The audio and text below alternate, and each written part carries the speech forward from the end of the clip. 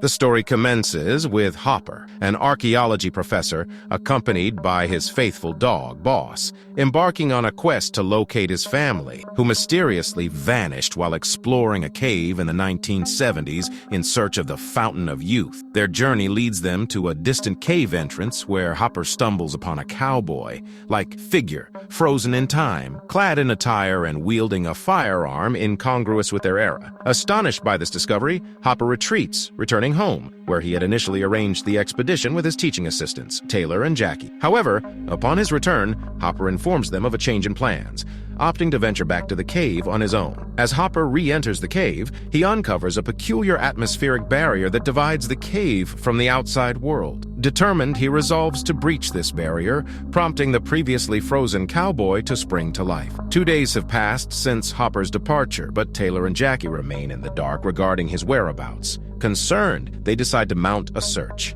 Lacking their own SUV, they reach out to Kara, who happens to be Taylor's crush, requesting to borrow her father's vehicle. Coincidentally, Vives, Kara's sister, has a school project to complete, so she joins the expedition accompanied by her friend, Furby. Upon arriving at the cave, the young explorers stumble upon Hopper's parents' van, learning that Hopper has been diligently seeking his family within the cave, rather than pursuing 1970s-era hippies as initially believed. Their discovery of an old rope leading to a different section of the cave arouses their curiosity. However, upon closer examination, they realize that the rope does not belong to Hopper and is aged considerably. Undeterred, they decide to descend deeper into the cave, leaving Furby behind to keep watch due to his apprehension. While descending, Kara makes a significant discovery, the same imperceptible barrier that Hopper encountered earlier, altering the air's composition and quality. They decide to penetrate the barrier, and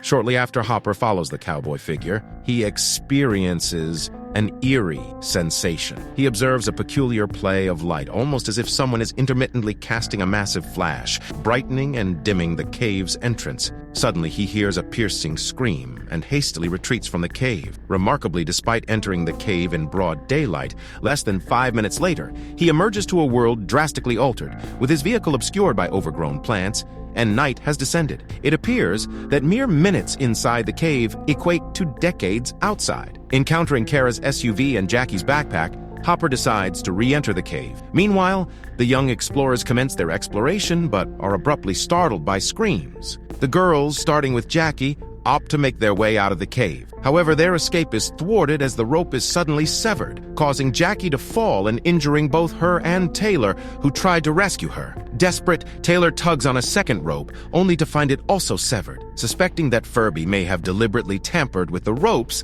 they attempt to reach him via radio, but there's no response. Eventually, they hear faint cries for help through the radio, claiming to be Furby. Left with no alternative, the group resolves to venture deeper into the cave, leaving the injured Jackie behind. On the opposite side of the cave, they discover another severed rope and Furby's lifeless body with a broken neck. They decide to review the footage from Furby's camera to uncover the events leading to his demise. From Hopper's dad's journal, Furby reveals that the cave holds magical water with healing properties, and Hopper's family had journeyed to the cave in search of it to cure Hopper's sister's illness. After spending several days outside the cave, Furby decides to venture inside in search of his presumed dead friend's car keys. For him, it's an entire day's journey, but for the rest of the group inside the cave, it's a matter of mere seconds. As Furby enters, his rope is abruptly severed, causing him to plummet, though he miraculously survives. He lies unconscious for about an hour before regaining consciousness to converse with Taylor. However,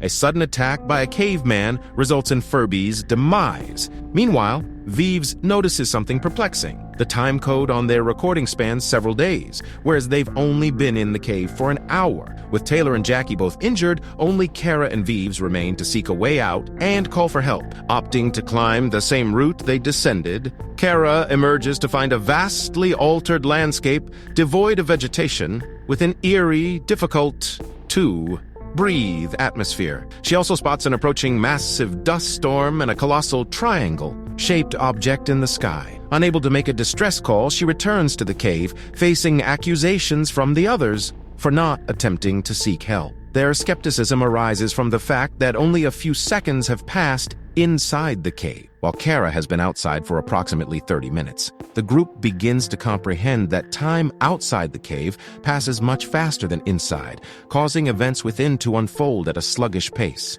Taylor notes that the ropes at the cliff's summit deteriorate rapidly due to friction with the cliffside, leading Vives to review Furby's footage. She discovers that the sun's paths constantly shift, with bright indicating summer and dark indicating winter. This rapid cycle means an entire year elapses in just 1 second. By calculating this, they realize that approximately 5,400 years have transpired on Earth since they entered the cave. As Kara makes another attempt to climb the cliff, a sudden and highly advanced ladder materializes in the cave, accompanied by a colossal figure in a spacesuit. Out of nowhere, a caveman appears and launches an attack on the giant, who subdues the caveman without causing harm. In response, the group decides to flee to another section of the cave. There, they stumble upon the lifeless bodies of the cowboy-like figure and Hopper's parents. They also encounter 3 other cavemen. Taylor takes a stand to confront the cavemen, but tragically meets a brutal end, while the girls escape to the opposite side of his cave. Kara eventually returns to find Taylor's lifeless body and is then confronted by the alien giant. Surprisingly, the giant picks up Taylor's body and carries him to a pool of water. Astonishingly, the water possesses the power to revive Taylor. The cavemen return and attack the giant, causing his helmet to be knocked off, exposing him to an environment he cannot breathe in. Nevertheless, he manages to capture all the cavemen before succumbing to his injuries. In his final moments, he shares several media clips with the group, shedding light on their disappearance and revealing that humanity has begun relocating to another planet to ensure its survival. At this juncture, the group realizes that there's no way back, and they must decide whether to depart immediately or embrace a life in this new environment. However, Taylor stumbles upon a severely injured Hopper in front of another, thicker layer of wall, behind which Hopper's long, missing sister and individuals from various eras are battling for control of the Fountain of Youth. Hopper explains that the entire cave system was designed to safeguard the fountain, with each layer having a different time speed, making the deeper layers much slower than the previous ones. The group uses the water to heal the injured Jackie and revive the deceased Furby, all while contending with the remaining caveman. With no other options, they decide to utilize the advanced ladder from the giant to climb out of the cave. Upon reaching the cave's entrance, they discover it has been submerged in water. As Kara attempts to breach the barrier, she is suddenly seized by peculiar creatures, later revealed to be evolved humans. Shortly afterward, a fully suited Kara returns to the cave, equipped with high-tech ropes to rescue everyone, including Furby, Hopper, and Hopper's parents. In the film's conclusion, Furby, Hopper, his parents, and sister are all brought back to life. They now find themselves aboard a larger spaceship destined for the new Earth. Thank you for watching. Please like and subscribe, and click the bell icon to receive new movie updates.